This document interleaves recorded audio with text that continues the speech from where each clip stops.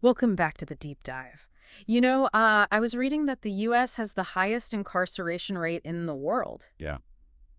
And it's kind of a shocking thing to think about on its own. Right. But what's really disturbing is that it's like part of a system, this prison industrial complex, that I Yeah. think a lot of people just don't even realize it exists. Right. You've sent over some incredible research and articles on this. Thank you. And thankfully, we've got expert speaker here with us to try to break this all down. Yeah. This isn't really a light topic, but it's a really important one to understand. Absolutely. So are you ready to kind of dive in? I am. Yeah. It's a system that operates kind of in the shadows, but has a massive impact on our society. Okay, so first things first, what is this prison industrial complex? It sounds like something out of a dystopian novel. Right. Yeah. It's unfortunately very real. Yeah. In essence, it's a network of overlapping interests between governments and private industries Oh, okay. that benefit financially from an ever-expanding prison system. Yeah. It's not just about locking people up. It's about creating a system where someone makes a profit from mass incarceration. So it's not just about crime and punishment. There's a whole economic engine driving this. Exactly. And the U.S., with its 2 million people currently behind bars, Wow. is a prime example of this system in action. 2 million, that's staggering. Yeah. And here's where things get really unsettling, right? The source material points out that 2 to 5% of all convictions Yeah, are actually wrongful. that's right. And even if we take the lowest estimate of 2%, we're talking about potentially 40,000 innocent people imprisoned right now. 40,000 people, that's like a whole city. Yeah, that's right. That's a lot of people. That's mind-blowing Yeah. and incredibly disturbing. How Yeah. can that even happen? Like, what leads to that? Well, there are a few common contributing factors. Okay. One, inadequate legal representation. Okay.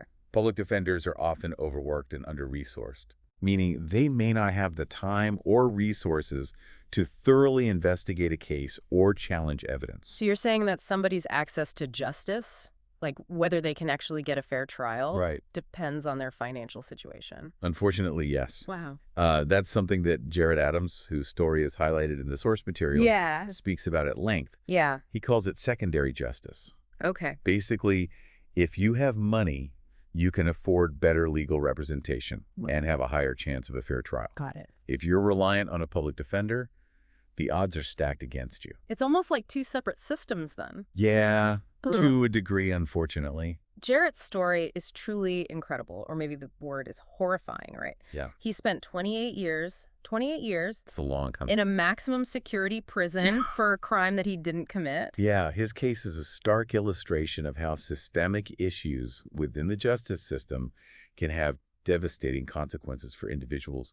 Yeah, so we've got this system where potentially tens of thousands of innocent people are behind bars. Right. But how does it sustain itself? How does this industrial part of the prison industrial complex come into play? Right. So that's where things get even more complicated. Okay. The economics of the prison system are fueled by two primary mechanisms: Okay. private prisons and prison labor.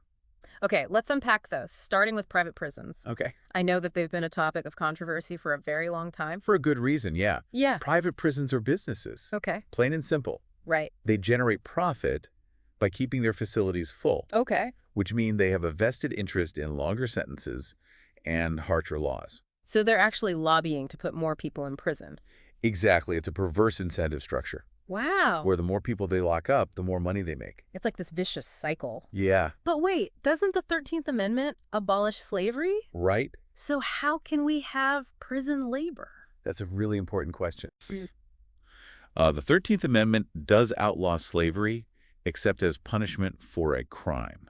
Ah, okay. It's a loophole that has been exploited to create a system where prisoners can be forced to work for very little pay, sometimes just cents an hour. So companies are profiting off the labor of incarcerated people. That's right. What kind of work are we talking about here? It's not just license plates anymore. Okay. We're talking about everything from manufacturing furniture and clothing to processing agricultural goods, even providing call center services. Really? Yeah, It sounds like a modern day form of exploitation. that's how many critics of the system see it. Right. And Jared Adams makes a particularly compelling point about the impacts on rehabilitation efforts. Yeah.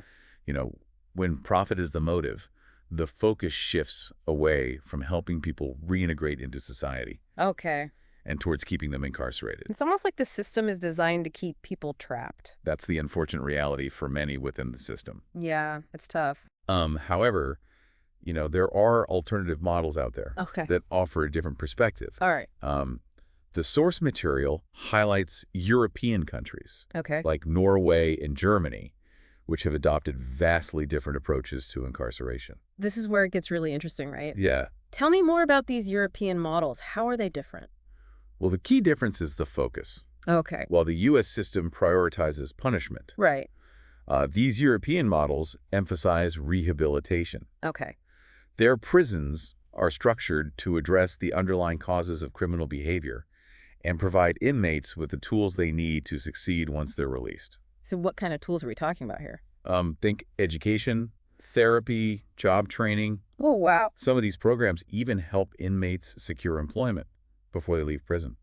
Wait, so they have programs to help people get jobs before they even get out? Yes, that's right. That's amazing. Why aren't we doing that here? That's a question that many people are asking. Yeah. These programs aim to reduce recidivism. Okay. That's the rate at which people who are released from prison reoffend. Right. And guess what? Countries like Norway have dramatically lower recidivism rates compared to the U.S. So they're actually working. These programs are working. It seems to be the case, yeah. It makes you wonder why we're not, kind of following suit a little bit more. Right. It's an interesting question for sure. But I guess that's a whole other conversation. Yeah. For now, we've kind of laid out the problem, right? Right. What about solutions? Does the source material offer any ways to kind of address this? Yes, absolutely. The source material outlines several potential solutions aimed at reforming the system. Okay. And some of them are quite radical. Well, let's get into those in part 2 of our deep dive. Okay, sounds good. I feel like I'm already starting to grasp the complexity of this a little bit more, thanks to you. Glad to hear it. It's a topic that deserves our attention. Yeah, absolutely. And I'm glad you're here to help kind of guide us through this. Happy to be here. It's important to remember that these solutions aren't like Band-Aids. Right. We're talking about systemic changes that require us to kind of rethink how we think about crime and punishment. Yeah. Okay. So let's get into some of these solutions that the source material kind of lays out. Right. The first one that jumped out at me was this idea of investing in public defenders. Yeah. And that just seems like a no-brainer, especially after we were just talking about this secondary justice thing and how there's such a disparity in legal representation based on your finances. It is absolutely crucial to ensure that everyone has access to competent legal counsel, regardless of their financial means. Right. And that means providing adequate funding for public defender offices, reducing caseloads, offering competitive salaries. It sounds like we need to treat public defenders like the essential service that they are. Exactly. Investing in public defense is investing in justice itself. I love that. Okay, so the next solution is one I feel strongly about. This idea of abolishing private prisons. Yeah. It just feels inherently wrong. Yeah. That companies can profit off of incarceration. There's a growing movement pushing for exactly that. Right. The argument is that by removing the profit motive, we can shift the focus back to rehabilitation. Okay. And reduce those perverse incentives that drive mass incarceration. But wouldn't that be incredibly costly? Like, who would pay for all the prisons and the staff if private companies weren't involved? That's a common concern. Yeah. However, proponents of abolishing private prisons argue that the long-term costs of mass incarceration, both financial and social, far outweigh the cost of transitioning to a fully public system. Plus, it's important to remember that private prisons only house a small percentage of the total incarcerated population. So it wouldn't be as massive an overhaul as, I guess, some people might think. Right. Interesting. Okay, what about reforming sentencing laws? Yeah. I know the U.S. has some pretty harsh sentencing guidelines, especially for nonviolent offenses. Yeah. Drug offenses. Those harsh sentences, particularly for drug-related crimes, have significantly contributed to this exploding prison population. Right. Reforming these laws could make a huge difference. I've heard a lot about the war on drugs and how it led to the mass incarceration of people, especially people of color, for relatively minor offenses. Yeah, that's a key piece of this puzzle. Yeah. You know, the war on drugs, coupled with mandatory minimum sentencing laws, has had a disproportionate impact on marginalized communities. Yeah. Reforming these laws is essential to addressing that systemic racism that permeates our criminal justice system. And it seems like we're finally starting to have these conversations on a national level. We are. Which is encouraging. That's an important step. Okay, so we've talked about investing in public defenders. Right. Abolishing private prisons, reforming sentencing laws. But what about actually helping people reintegrate into society? Right. Once they've served their time? Yeah. What kind of programs are there for that? So that's where rehabilitation comes in. It's not enough to simply lock people up, right? Right. We need to invest in programs that address the underlying causes of criminal behavior. Yeah. And give people the tools they need to build a better life. What would those programs look like? Well, there are many possibilities. The key is to focus on individualized treatment plans. Okay. Right. That cater to each person's needs. Got it. So this might include educational programs, vocational training, substance abuse treatment, mental health counseling. Wow, it's a lot. Support for finding stable housing and employment. Sounds like a much more holistic approach than what we currently have. Exactly. We need to move away from that one-size-fits-all punitive approach. Okay. And embrace a model that focuses on healing, rehabilitation, and second chances. So we have this whole menu of potential solutions. But how do we actually make them happen?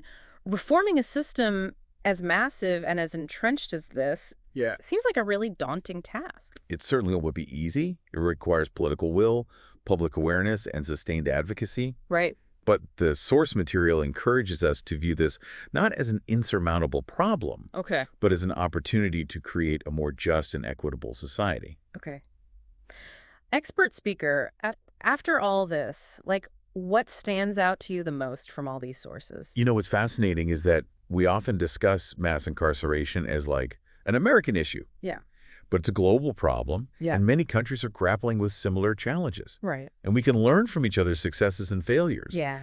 The sources on the European model, for example, really highlight the importance of viewing incarceration through that rehabilitative lens. It's like we've been so focused on punishment that we kind of forget about the human beings at the center of all of it. Precisely. And I think Jared Adams' story is such a powerful reminder of that human cost. Yeah. You know, we need to remember that behind every statistic, every policy decision, are real people whose lives are profoundly affected. Yeah, it's a powerful reminder. It's easy to get kind of caught up in the numbers and forget about the human impact. It happens to all of us. Yeah. You know, but we need to keep those stories at the forefront of our minds as we're tackling these issues. Okay, so we've covered a lot, but it feels like we've only scratched the surface. Yeah, we have. What do you hope listeners will take away from this deep dive? I think the most important takeaway is recognizing that the prison industrial complex isn't some abstract concept. Right. It's a system that impacts real people's lives. Yeah. Every day. Every day, yeah. And it desperately needs reform. I couldn't agree more. And it affects all of us. It does. Whether we realize it or not. Right. It's our responsibility to educate ourselves, have these difficult conversations, and demand change. Absolutely. The more we understand about how this system works, the better equipped we are to challenge it and advocate for a more just and equitable future. Well said. Now let's wrap up our deep dive with some final thoughts and some resources for those who want to learn more about this issue in part 3. And we're back for the final part of our deep dive into this prison industrial complex. Yeah. You know, before we went to the break, you were talking about how mass incarceration isn't just an American issue. Right. And that really stuck with me because it's so easy to get caught up in our own problems. It is. Here at home and forget that this is something that's happening all over the world. Right. It's a global issue for sure. Yeah.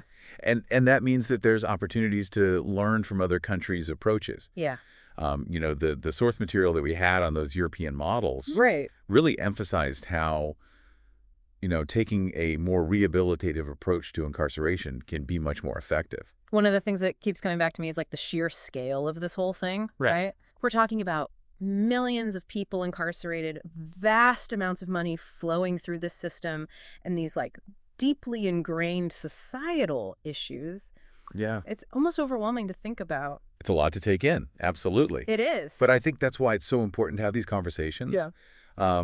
You know, if we zoom out and look at the bigger picture, you know, this prison industrial complex really forces us to confront some uncomfortable truths about our own values and priorities as a society. Right. You know, Who do we punish and why? Yeah. What does justice actually look like? Those are big questions. They are big questions. And then you have, we keep coming back to Jared Adams' story, which just drives home that human cost, right? I mean, 28 years of his life gone for a crime he didn't commit. It's heartbreaking. It is. And it makes me wonder how many other Jared Adamses are out there. That's the question that keeps me up at night. We may never know the true number of wrongful convictions, but even one is too many. Yeah. And stories like his are a stark reminder that we can't get lost in the statistics. Right. This isn't about numbers. It's about real people's lives. And that's what I really hope listeners will take away from this deep dive. Yeah. Is that this issue matters. It does. It affects all of us, whether or not we're directly connected to the criminal justice system or not. Right. It's a reflection of the kind of society we want to live in. A society that prioritizes fairness. Absolutely. And justice. Yeah. And second chances. I wholeheartedly agree. And, this deep dive is just the beginning. It is. Right. There are some really great resources in the source material that you provided if people want to go deeper. Yeah, absolutely. Check out the Equal Justice Initiative. Yeah. They're doing amazing work challenging racial and economic injustice in the system. They are? And they have tons of information and resources on their website. Yeah, and don't underestimate the power of your own voice, right? Right.